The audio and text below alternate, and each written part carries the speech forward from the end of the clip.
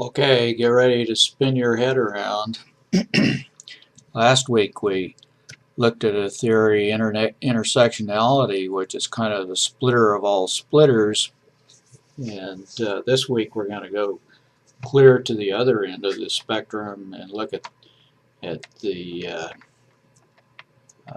lumper of all lumpers.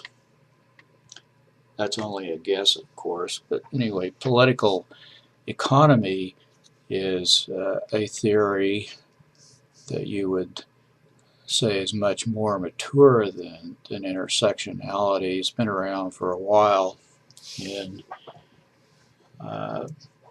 political economy, it means that the when you're considering economic issues, if you're going to make any sense out of it, you need to also consider political issues. And we've seen that in spades in all of the readings that we've already done, that there's politics involved in economic issues, politics involved in racial issues, politics involved in gender issues. So it's kind of an inescapable thing. It's kind of political economy is one of those things that's kind of risen to the level of paradigm rather than a theory. That is, it's a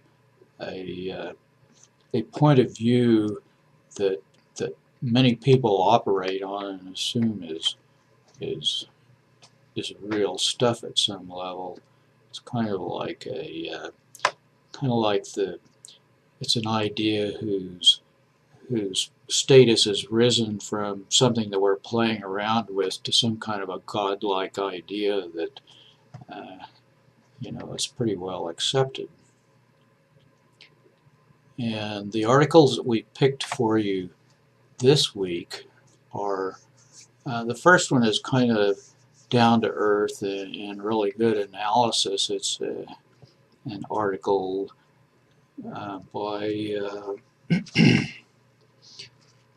by Hanley, who he takes the idea that since World War II, there have been a lot of changes in the U.S. economy, and there's a politics of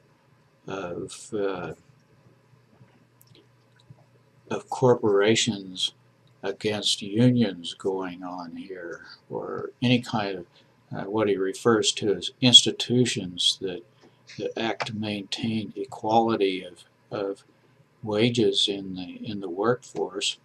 And what he does shows that the right to work states in the Southwest and Southeast, because they kept the unions out, provided leverage for the corporations to bring down the whole institutional structure that the unions had built up to maintain relatively high wages. And of course we see the ramifications of that now every day with struggles going on over minimum wage and whether people can survive on the incomes that they get now, and even a lot of political action to see that those minimum wages are raised to levels that give people a realistic perspective. Of course, in the meantime, much of the proportion of earnings that corporations used to give to their workers are now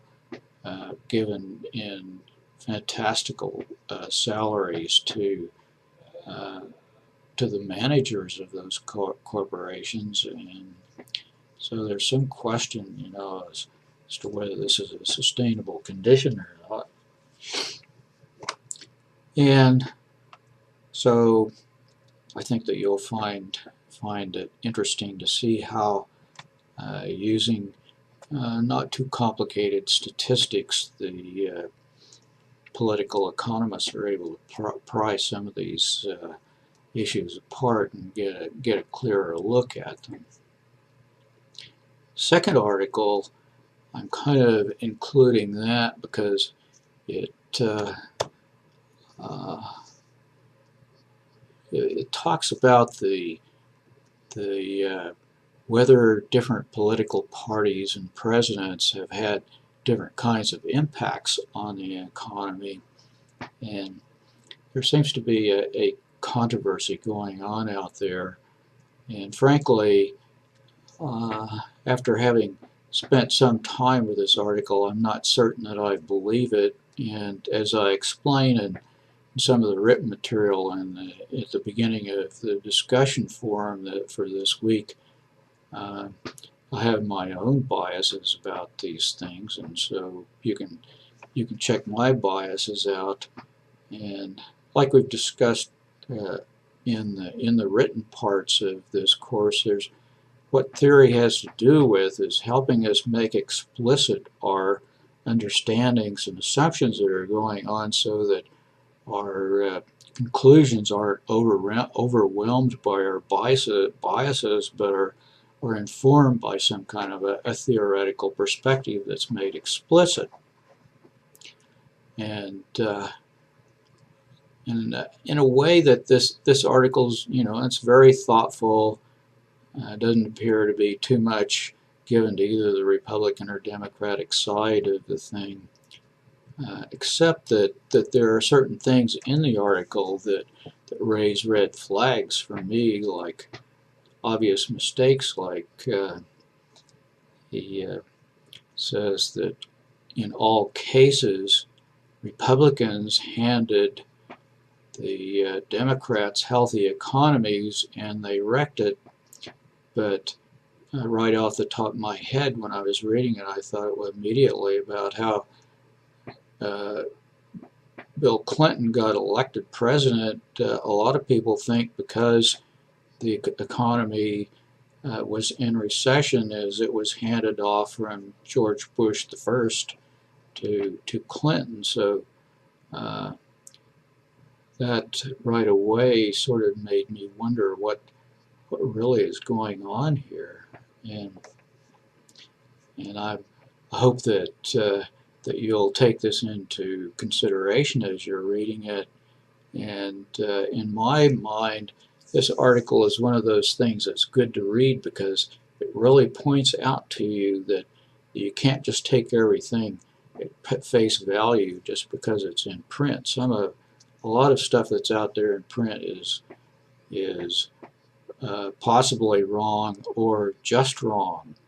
And this is an article that you can meditate on and take some of that into consideration.